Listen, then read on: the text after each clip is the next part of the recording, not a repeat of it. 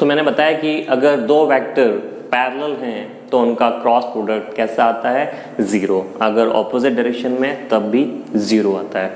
अगर बाकी केसेस में देखें, जैसे कि अगर आप सोचें कि माइनस भी कभी आएगा, तो एक्चुअली होता क्या है कि माइनस तभी आएगा जब हम बड़ा वाला एंगल चूज़ करेंगे। तो हम छोटा वाला एंगल चूज़ कर लेते हैं, तो वो माइनस का यूज़ फिर हम डायरेक्शन में यूज़ कर लेते हैं। इसलिए मैग्नीट्यूड अगर हम छोटे एंगल को लेकर करेंगे तो कभी भी माइनस नहीं आएगा। माइनस तब आएगा जब आप 180 से बड़ा वाला एंगल लोगे, तो वो डायरेक्शन में हम यूज़ कर लेते हैं। तो उस हिसाब से माइनस का फ़र्क सिर्फ इतना आएगा कि वो डायरेक्शन को रिवर्स कर देगा, इस वजह से। हाँ, एग्जाम्पल अगर मैं और करूं, अगर मैं J क्रॉस J करता तो ये भी 0 आता, ऐसे K क्रॉस K करता तो भी 0 आता। अब हम करते हैं I क्रॉस J, इसको देखते हैं। तो I क्रॉस J होगा mod I mod J sine 90 degree. Why? क्योंकि I और J के बीच में जो एंगल है वो 90 डिग्री है, और यहाँ पे एन कैप।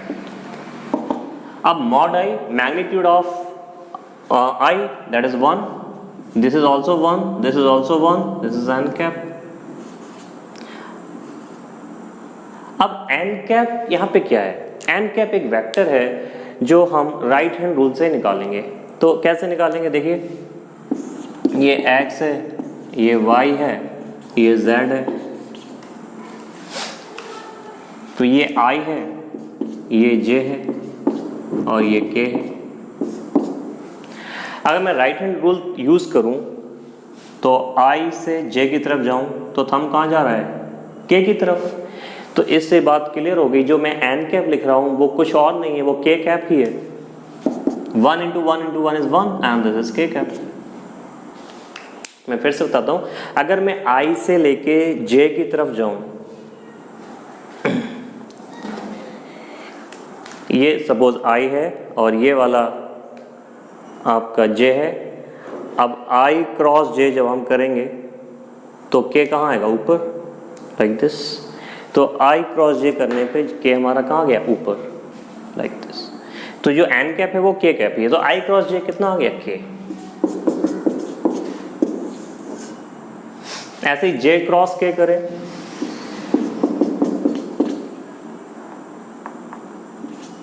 तो इससे I आ जाता है। आप सॉल्व करके देख सकते हैं। J क्रॉस K, J से K की तरफ जाओ तो I की तरफ आएंगे, like this. K cross I करें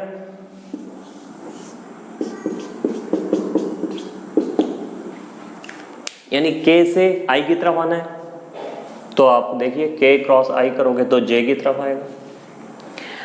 अगर हम K से यानी S से I की तरफ आए तो थंब कहाँ जाएगा, Y एक्सिस में जाएगा, लाइक दिस। तो K क्रॉस I करने पे वहां पे J कर पाता है। इसको याद रखने के लिए एक तरीका है, I J K। तो अगर हम ऐसे क्लॉकवाइज जाएं तो नेक्स्ट रिजल्ट आ जाएगा। मतलब I क्रॉस J करें तो K आएगा, J क्रॉस K करें तो I आएगा, K क्रॉस I करें तो J आएगा। मतलब ऐसे क्लॉकवाइज आप ड्रॉ कर लो तो I cross J is K, J cross K is I, K cross I is J। तो ये एक याद रखने का तरीका। अगर मैं एक भी ऑर्डर को रिवर्स कर दूं तो माइनस आ जाएगा। मतलब मैं अगर I क्रॉस J नहीं कहता, इसको कहता J क्रॉस I, तो ये माइनस K आ जाता। आप चेक कर सकते हो, J क्रॉस I, तो J से I की तरफ आइए आप, तो थंब कहाँ जाएगा, minus K। In fact A cross B is minus of B cross A in general.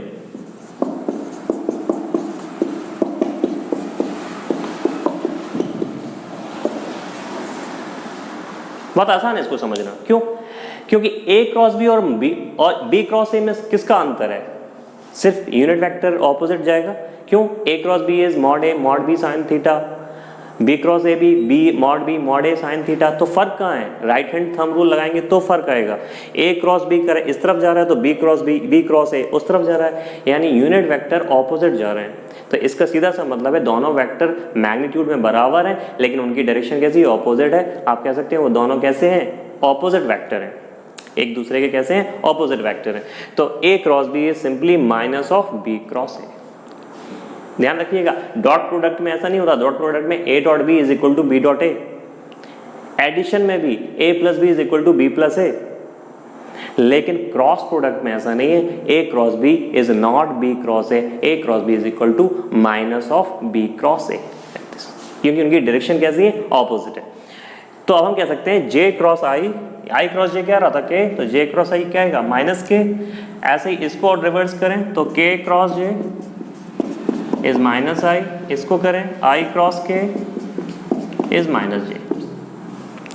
इन सबको याद, सबको रटने की जरूरत नहीं है, प्रैक्टिस करते करते याद हो जाएगा। I क्रॉस J K होता है, इस तरीके से आप याद रखें ये वाला, बाकी सब अपने आप ही याद हो जाएगा। तो I cross J is K, J cross K is I, K cross I is J, और एक भी ऑर्डर अगर रिवर्स करते हैं तो माइनस आ जाएगा। तो ये तरीका है याद करने का। यहाँ पे एग्जाम्पल कर रहे हैं हम लोग क्रॉस प्रोडक्ट पे, ठीक है। तो एक वेक्टर है I प्लस J, दूसरा वेक्टर है I माइनस 2J। हमें निकालना है A क्रॉस B, तो सिंपली हम लिख लेते हैं उनको। पहले I plus J, I plus J bracket लगा देते हैं, क्रॉस लिखते हैं I माइनस 2J, फिर ब्रैकेट में लिखते हैं I माइनस 2J। ये ब्रैकेट बहुत इंपॉर्टेंट है, ये मत भूल जाइएगा, अगर आपने ब्रैकेट नहीं लगाया तो प्रॉब्लम हो जाएगी। तो I प्लस J ब्रैकेट में लिखा, क्रॉस करके I माइनस 2J हमने ब्रैकेट में लिख दिया। अब डिस्ट्रीब्यूशन हम बिल्कुल वैसे ही करेंगे जैसे हम सिंपल प्रोडक्ट में अलजेब्रा में कहते हैं, जो अलजेब्रा में जो डिस्ट्रीब्यूशन करते हैं हम बिल्कुल वैसे ही करेंगे। आप कह सकते हैं कि जो क्रॉस प्रोडक्ट है वो डिस्ट्रीब्यूटिव है, जैसे डॉट प्रोडक्ट भी डिस्ट्रीब्यूटिव है। आप बिल्कुल सिंपल डिस्ट्रीब्यूशन जैसे करते हैं वैसे करेंगे। डिस्ट्रीब्यूशन का मतलब कि हम इसको इससे क्रॉस करेंगे, फिर इसको इससे क्रॉस करेंगे, फिर इसको इससे क्रॉस करेंगे, फिर इसको इससे क्रॉस करेंगे। हाँ, सीक्वेंस मैटर करता है, सीक्वेंस मैटर कैसे, हम इसको इससे क्रॉस करेंगे तो हम पहले ये वाला लिखेंगे, क्योंकि A क्रॉस B और B क्रॉस A बराबर नहीं होते। अगर जब हम इसको इससे क्रॉस करेंगे या इसको इससे क्रॉस करेंगे तो J क्रॉस I लिखेंगे, उसको I क्रॉस J नहीं लिख सकते, वो गलत हो जाएगा। तो ये ध्यान रखना, जो पहले लिखा है वो पहले लिखना है, जो बाद में है वो बाद में लिखना है। तो शुरू करते हैं। तो I और I, तो ये हो गया I क्रॉस I। अब इसके बाद I और यहाँ पे क्या है माइनस 2J, तो प्लस लगाएंगे I cross minus 2J, like this. तो ये I का हो गया। अब प्लस J क्रॉस I, अब J को माइनस 2J के साथ करना है, तो plus J cross minus 2J, like this. आप जानते हैं I क्रॉस I 0 होता है, और यहां पे -2 को पहले बाहर कर लो। यहां मैं प्लस लगा चुका हूं तो मैंने ब्रैकेट में लिख दिया -2। अब I क्रॉस J क्या आता था K, I क्रॉस J, तो ये आ गया K। देखिए जो स्केलर मल्टीप्लाई है आप उसको अलग कर लें, कोई प्रॉब्लम नहीं है। मतलब मेरा कहने का मतलब है, जैसे कहीं लिखा है A क्रॉस एन B, आप इसको लिख सकते हैं n times of A cross B, no problem at all, क्योंकि स्केलर को हम वहां से बाहर कर सकते हैं, वो जो भी ऑपरेटर है क्रॉस ऑपरेटर उससे बाहर कर सकते हैं, लाइक दिस। तो हमने -2 को बाहर कर लिया, तो क्या हो गया अभी I क्रॉस J क्या आ गया K, plus J cross I cross J क्या होता था, J क्रॉस I क्या होता था -K, plus J cross J, इसमें -2 तो आएगा और एक J क्रॉस J आएगा, वो क्या हो जाएगा 0। तो इस तरीके से ये हो गया -2K -K प्लस 0, तो ये कितना आ गया -3K। तो इनको क्रॉस प्रोडक्ट जो हम कर रहे हैं तो अल्टीमेटली क्या आ रहा है -3K आ रहा है। आना भी चाहिए था परपेंडिकुलर टू XY प्लेन, बिना सॉल्व किए आप देख सकते हो I प्लस J एक ऐसा वेक्टर है जो XY प्लेन में है, I माइनस 2J एक ऐसा वेक्टर है जो XY प्लेन में है। दोनों का जो क्रॉस प्रोडक्ट आएगा वो XY प्लेन के परपेंडिकुलर आएगा। अभी हम क्लियरली नहीं कह सकते कि वो किस तरफ जा रहा है, प्लस के में या माइनस के में, लेकिन इतना पता है कि वो परपेंडिकुलर आएगा, उसमें आई और जे नहीं आने वाला है, वो उसमें के ही आने वाला है। तो अगर आप धोखे से यहाँ पे आई जे आ जाता तो आप समझ जाते कुछ गलती हुई है, क्योंकि दोनों ही वेक्टर एक्स वाई प्लेन में है, तो इसका जो रिजल्टेंट जो क्रॉस प्रोडक्ट आएगा वो एक्स वाई प्लेन से परपेंडिकुलर आना चाहिए, यानी हर हालत में वो के कैप में ही आना चाहिए। प्लस या माइनस वो एक अलग बात है, लेकिन परपेंडिकुलर आना चाहिए। तो ये चीज़ आप जज कर सकते हैं आसानी से। तो हमने क्या निकाल लिया, ए क्रॉस बी। सपोज हम निकालते बी क्रॉस ए, तो क्या आता है, +3k। तो बी क्रॉस ए अगर हम निकालें using this A cross B, तो क्या जाएगा, minus of A cross B, यानी माइनस ऑफ -3k यानी 3k। कोई आपसे पूछे magnitude of A cross B, तो कितना आ गया, 3। माइनस का वहाँ कोई मतलब नहीं, मैग्नीट्यूड बताने में। तो अगर मैग्नीट्यूड पूछा होता तो आप आंसर देते 3 आया है। ए क्रॉस बी का मैग्नीट्यूड या बी क्रॉस ए का मैग्नीट्यूड कितना आया है, 3, ये आप बता सकते हैं। अब आप एक होमवर्क करें, मैं आपको दे रहा हूँ। एक वेक्टर ए है 2i - j + k, और एक वेक्टर बी है j - k। आपको निकालना है ए क्रॉस बी और B cross A, like this. और मैग्नीट्यूड ही बता देंगे आप ए क्रॉस बी का या बी क्रॉस ए का, एक ही बात है। क्रॉस प्रोडक्ट करने का एक और तरीका है बच्चों, उसको कहते हैं मैट्रिक्स मेथड, और वो हम तब यूज़ करेंगे जब क्रॉस प्रोडक्ट थोड़ा सा बड़ा होता है। तो सिंपल जो डिस्ट्रीब्यूशन हमने किया था वहाँ से थोड़ा प्रॉब्लम होती है और एरर होने के चांसेस रहते हैं, तो हम लोग यूज़ करते हैं मैट्रिक्स मेथड। तो कैसे यूज़ करते हैं, देखें। वेक्टर ए आपको दिया सपोज i - j + k, और वेक्टर बी आपको दिया है suppose i + 2j - k, like this. हमें निकालना है ए क्रॉस बी।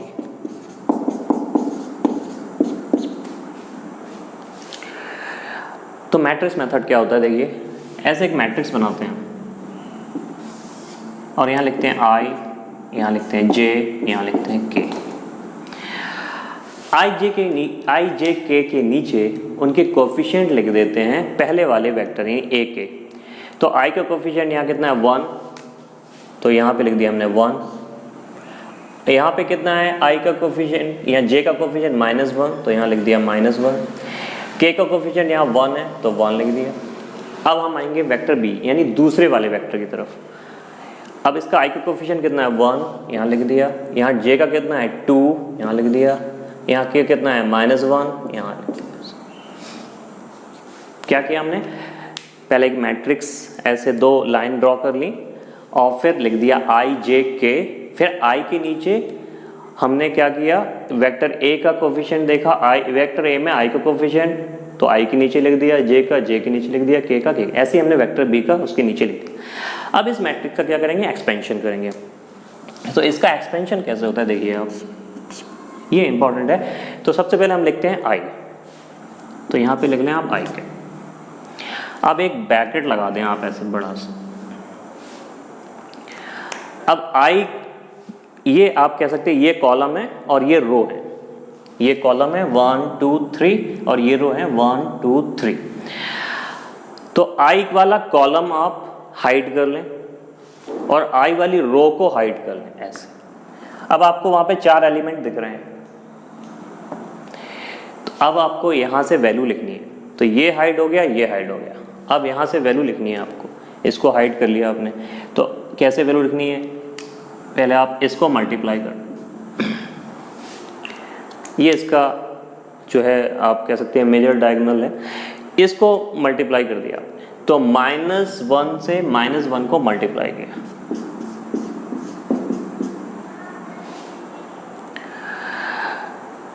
और इसके बाद ये वाला मल्टीप्लाई किया माइनस लगाने के बाद, लाइक दिस।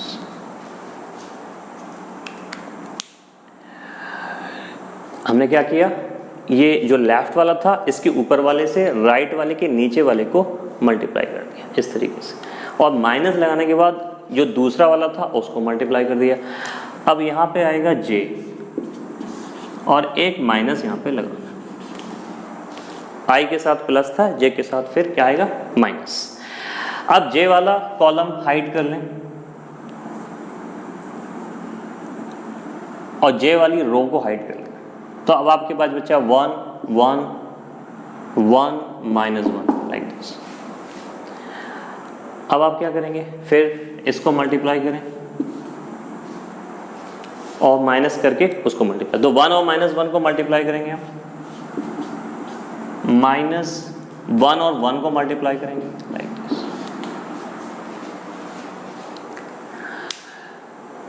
इसके बाद आएगा k, इसको हम प्लस में लिखेंगे। अब ये हाइड हो जाएगा और ये हाइड हो जाएगा। अब इसको बचेगा आपका क्या, 1 -1 1 2। अब मल्टीप्लाई करें 1 और 2 को, -1 इंटू -1। अब हम आगे इसको सॉल्व कर लेंगे तो हमारा आंसर आ जाएगा इसको सॉल्व करने के बाद। तो आप ध्यान से देख सकते हैं कि जो हम मल्टीप्लाई कर रहे हैं उसमें पहला वाला जो प्रोडक्ट है वो लेफ्ट अप से राइट डाउन वाले से मल्टीप्लाई कर रहे हैं। आप कह सकते हो लेफ्ट अप से मल्टीप्लाई कर रहे हैं आप राइट डाउन, इसको मल्टीप्लाई कर रहे हैं आप इसके साथ, लेफ्ट अप से राइट वाले की डाउन से आप मल्टीप्लाई कर रहे हैं। तो मेजर जो पहला प्रोडक्ट है वो लेफ्ट अप से राइट डाउन को मल्टीप्लाई कर रहे हैं। तो इस तरीके से हम इसको आगे सॉल्व करके निकाल सकते हैं। तो ये आसान होता है सॉल्व करना और यहाँ से निकालना। एग्जाम्पल करते हैं हम लोग एक वेक्टर ए दिया है 2i - j + 6k और वेक्टर बी दिया है i + j - 2k। हमें निकालना है यहाँ पे b क्रॉस a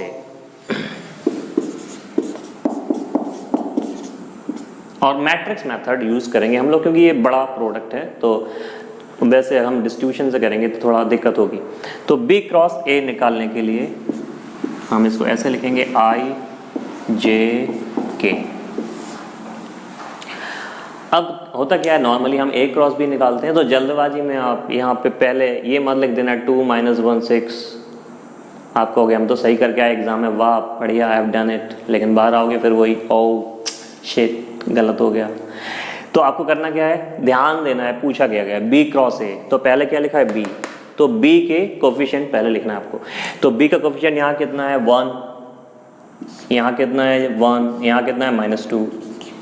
अब a का कोफिशिएंट लिखना है तो 2 - 1 6। आगे क्या बताया था मैंने, इसको एक्सपेंड करते हैं। तो एक्सपेंड कैसे करते हैं, पहले हम i कैप लिख लेते हैं, फिर ब्रैकेट लगाते हैं, फिर i के कॉलम और रो को हाइड कर लेते हैं। आप कहोगे दोनों हाथ तो हमारे बिजी हो गए, अब हम काम कैसे करें। आपको एज्यूम कर लेना है, इमेजिन कर लेना है, ये हाइड हो गया और ये भी हाइड हो गया। अब आपके पास क्या बचा, ये। इसके बाद मैंने आपको एक तरीका बताया था left up to right down. अगर आप भूल जाओ तो आप ऐसे याद कर दें, left up to right down, LU RD ऐसे याद कर लो। तो लेफ्ट अप इन दोनों में, फिर लेफ्ट अप से राइट डाउन, ये मल्टीप्लाई करना है, ठीक है। तो 1 × 6, फिर बीच में माइनस लगाना है, ये ध्यान रखें, -1 × -2। इसके बाद यहाँ एक माइनस आता है, यहाँ पे प्लस था या माइनस, वही काम हम फिर से करेंगे। अब j कैप ये हाइड कर लिया, ये हाइड कर लिया। अब आपको बचा 1 - 2 2 6। मैं यहाँ लिख देता हूँ 1 - 2 2 6, 1 - 2 2 6। मैंने j कैप के नीचे ये वाला कॉलम हाइड कर लिया, ये वाली रो हाइड कर ली। अब left up to right down, ये लेफ्ट का अप है, ये राइट का डाउन। तो 1 × 6, बीच में क्या आना है -2 × 2, बहुत सारे लोगों को इरिटेशन हो रहा होगा, ये तो पहले से आता है सर, क्यों पढ़ाया जा रहा है। आप में से बहुत सारे लोग ऐसे हैं जिनको सही से नहीं आता है, इसलिए ये सब पढ़ाया जा रहा है। तो थोड़ा पेशेंस रखें आप और प्रैक्टिस कर लें। आपको आता है तो आप कुछ क्वेश्चंस लगा लें, प्रैक्टिस कर लें, बहुत जल्दी ही ख़त्म हो जाएगा। तो इसको आप, इसके बाद आप के कैप लिखें, तो प्लस के कैप। अब ये वाला हाइड कर लें, ये हाइड कर लें, तो क्या बचता है 1 1 2 -1। अब आप लेफ्ट अप से राइट डाउन, तो 1 × -1, बीच में क्या आना है -2 × 1। ये सब चीज़ें छोटी छोटी हैं, बेसिक हैं, लेकिन बहुत इंपॉर्टेंट है। कई बार ये आपके मार्क्स सीधे -5 कर देते हैं क्योंकि आपने कुछ गलती कर दी, प्रैक्टिस कम है। आपको मिलना थे +4, कॉन्सेप्ट पता था, सब पता था। आपको टॉर्क निकालना था R×F, आपको फोर्स निकालना था QV×B।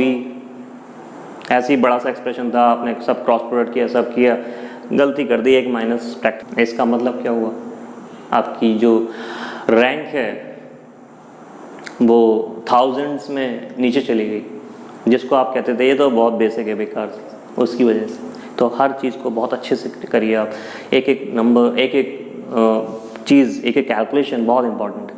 तो इसको आप सॉल्व करेंगे तो आंसर आ जाएगा, फिर आगे तो सॉल्व कर ही सकते हैं। मैं आपको एक होमवर्क दे देता हूँ। एक इक्वेशन होती है, टॉर्क इज R×F। R एक पोजीशन वेक्टर होता है, F फोर्स होता है, और जो टॉ है वो टॉर्क होता है।